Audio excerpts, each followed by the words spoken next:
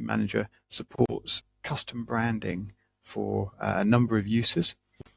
It can be used, or would be used, when it's set in emails that get sent to tenants, and you can add particularly your company name to this, and logo as well. And it will also be used on the tenant portal if you provide that to your tenants, where they can log in and they can have particular branding set again with company name and logo and color and things.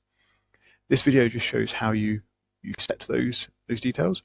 and you go into the top right hand avatar menu, choose profile,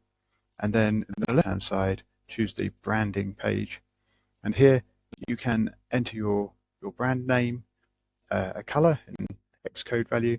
and upload the logo file that you want to appear on tenant portal and in the footer of emails that get sent out to tenants. In order to complete the tenant portal branding process, we also need to create a custom host name for your own branded portal, so that when a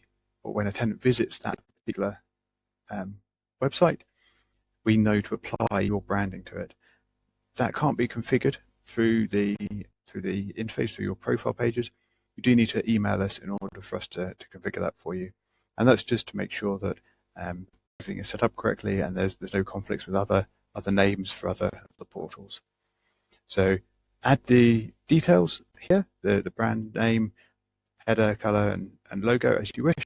and then once that's all in place, then drop us an email, support@patma.co.uk, and we'll talk you through sorting out the last parts to enable the tenant portal branding.